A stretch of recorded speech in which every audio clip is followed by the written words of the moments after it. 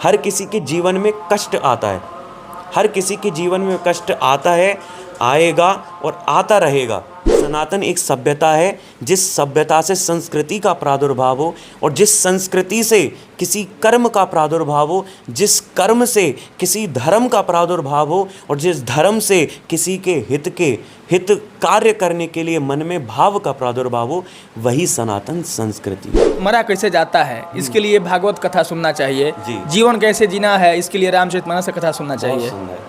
हृदय प्रसन्न कर दिया आपने इस प्रश्न को कहकर।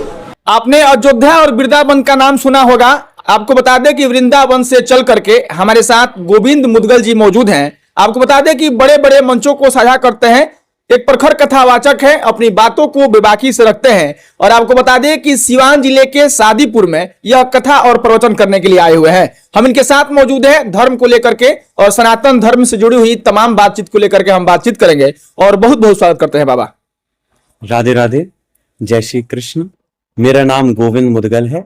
श्री वृंदावन धाम से मैं यहाँ पर आया हूँ और यहाँ पर सिवान जिले में सादीपुर में बहुत ही दिव्य कथा का यहाँ आयोजन हो रहा है और यहाँ की जनता इतना प्रेम स्नेह मुझे प्रदान कर रही है कि कल शाम की कथा थी और आज दोपहर का समय किन्हीं कारणों से रखा गया, तो उनको शाम मेरी आवाज सुनकर केवल वो सारी जनता इतनी भीड़ लगाकर मेरा स्वागत करने लगी, तो बहुत ही आनंद आ रहा है सिवान जिले में। चलिए अब बातचीत को आगे बढ़ाते हैं। जो लोग भी मंचों पर कथा कहते हैं, जो प्रवचन करता होते हैं, उनका कथा कहने का जीवन एक अलग होता है जी। और बाकी का लाइफ स्टाइल अलग होता है। हाँ, तो इसके लेकर के बड़ा मतलब लोग यह आरोप भी लगाते हैं और कई तरह के बात भी कहते हैं।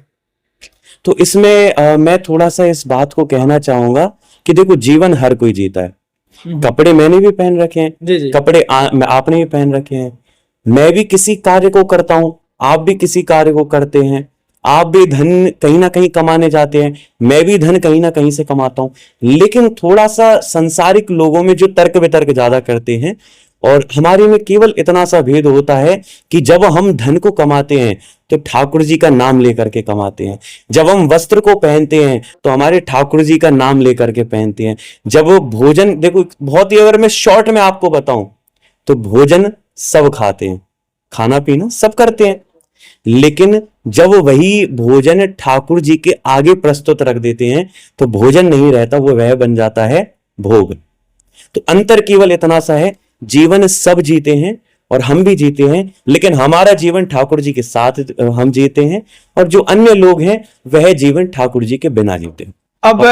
अब बहुत लोग ऐसे कथा कहने वाले हैं जो संसारिक जीवन में भी हैं और बहुत लोग ऐसे हैं जिन्होंने शादी नहीं किया है। जो लोग आरोप लगाते हैं या फिर जो गांव देहात के लोग होते हैं, वो यही समझते हैं कि जो कथा करने वाले लोग हैं, जो बैराग और संत प्रवृत्ति के लोग हैं, उनकी शादी नहीं होनी चाहिए और वे लोग नहीं करते हैं। ऐसा कुछ इसमें मैं आपको थोड़ा सा ये बताऊं कि व्यक्ति में कोई भेद नहीं होता।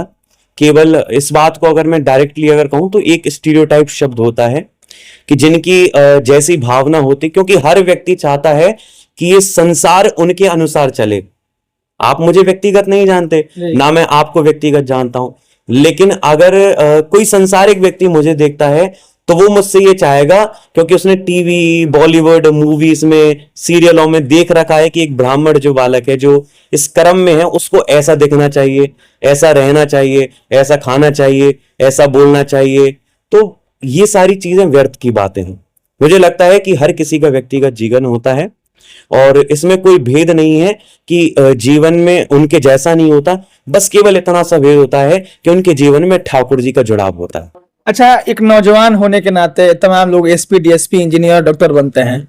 कथा कहना, प्रवचन कहना, ये मतलब क्यों चुने हैं?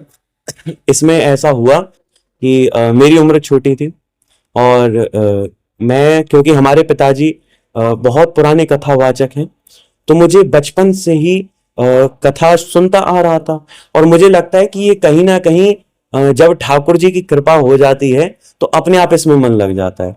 और जब तक हम किसी वस्तु को जानते नहीं है तो उसमें प्रेम नहीं होता। एक शब्द है, जाने बिनु नहीं होए प्रतीति, बिनु प्रतीति होए नहीं प्रीति। जब तक आप किसी वस्तु को, किसी विशेष व्यक्ति को जानते नहीं हो तो उसमें अनुभव नहीं होता और बिना अनुभव के कभी उसमें प्रेम भी नहीं होता।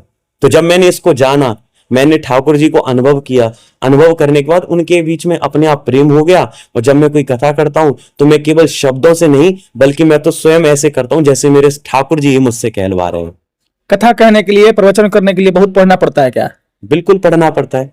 जैसे डॉक्टर बनने के लिए एमबीबीएस करना पड़ता है, जैसे इंजीनियर बनने के लिए नाना प्रकार की डिग्रीज करनी पड़ती हैं, और अगर आपको वकील बनना है तो उसकी अलग डिग्री होती है, उसकी अलग पढ़ाई होती है। ठीक उसी प्रकार से भागवत को करने के लिए आपको श्रीमद् भागवत और थोड़े बहुत अन्य पुराणों का भी अध्ययन करना पड़ता है, जिसमें लगभग जैसे अगर कॉलेज लाइफ देखें तो 3 ईयर के उनकी टाइम पीरियड रहता है, ठीक उसी प्रकार से भागवत का भी समझने का, उसको बोलने का, अभ्यास का लगभग 3 से 4 साल का समय रहता है। तो आप लोग मतलब इसकी पढ़ाई करते हैं? बिल्कुल करते हैं। अब हम ये जानेंगे कि भागवत कथा कहा जाता है कि मरा कैसे जाता है, इसके लिए भागवत कथा सुनना चाहिए। जी। जीवन कैसे जीना है, इसके लिए रामचरितमानस कथा सुनना चाहिए। हृदय प्रसन्न कर दिया आपने इस प्रश्न को कहकर। तो इसमें ऐसा कहा जाता है कि अगर आपको जीना सीखना है कि जीवन को कैसे जीना है, तो वह सीखना चाहिए राम कथा से। और जीवन में मरना कैसे है वो सीखा जाता है श्रीमद् भागवत कथा से। यानी हमें जीना है बिल्कुल प्रभु श्री राम की मर्यादा को लेकर के, लेकिन जब हमारा जीवन का अंतिम समय आए तो हमें बिल्कुल मुस्कुराते हुए जाना है। कभी भी दुख होकर के नहीं जाना कि अब तो मैं मरने वाला हूं अभी, क्योंकि हर किसी का समय, हर किसी के जीवन में कष्ट आता है, हर किसी के जीवन में कष्ट आता है, आएगा और आता रहेगा। जैसे मैं आपको एक छोटा सा नियम बताऊं कि जब तक आपके जीवन में कष्ट नहीं आएगा तो आपको सुख की अनुभूति नहीं होगी, और जब तक सुख की अनुभूति नहीं होगी तब तक आपको कष्ट की अनुभूति नहीं होगी। दोनों परस्पर ये आपके घर के अंदर बाहर खड़े रहते हैं। जब तक सुख घर के अंदर है तो कष्ट बाहर खड़ा रहता है, इंतजार करता है कि जब ये सुख बाहर निकलेगा तो मैं आपकी एंट्री करूंगा। तो ये तो जीवन का नियम है, इसमें ज्यादा विचारणीय विषय नहीं है। कैसा भी कष्ट हो, हमें ठाकुर जी का स्मरण करते हुए अपने जीवन को आगे बढ़ा देना चाहिए। आगे बढ़ते हैं। जो लोग कथा सुनने के लिए आपके यहाँ आते हैं, लगभग लोग मतलब सनातन धर्म को मानने वाले होते हैं। वैसे धर्म है क्या? मैं आपको बताऊं, पहले तो बड़ा अच्छा प्रश्न है ये, मेरा बहुत ही प्रिय, और इस पर चर्चा करने में मुझे बड़ा आनंद आता है। पहले तो हमें इस बारे में समझना चाहिए कि आखिर सनातन क्या है। सनातन एक संस्कृति है, सनातन एक सभ्यता है।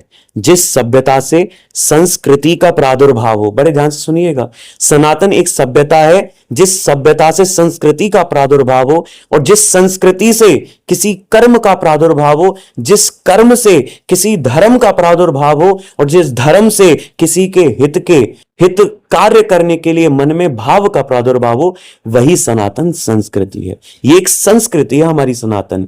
और अब आप ये सोचिए कि मैंने इसमें बीच में बोला था कि सनातन संस्कृति से धर्म का प्रादुर्भाव हो, यानी जिस संस्कृति से धर्म भी प्रकट हो जाए। अब धर्म क्या है?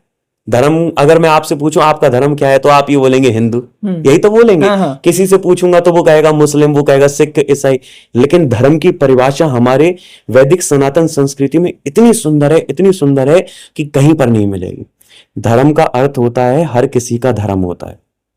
एक आप पुत्र हैं तो आपका पुत्र धर्म है, एक आपकी माता है तो माता का भी एक धर्म है, एक आपके पिता हैं, पिता का भी धर्म है कि मुझे अपना घर का लालन पालन करना है। माता का धर्म है कि मुझे अपने बच्चों की अच्छी शिक्षा देनी है। एक पुत्र का धर्म है कि जब मेरे माता पिता वृद्ध हो जाएं तो उनकी सेवा करना है। जब एक संसार में व्यक्ति आता है तो उसका एक मानव धर्म होता है कि वह संसार के जितने भी जीव हैं उनको सदैव सुख प्रदान करे। लोग कहते हैं कि धर्म से भी बड़ा मानव धर्म होता है, लेकिन मैं इस बात को कहूंगी धर्म से ही मानव धर्म का प्रादुर्भाव होता है।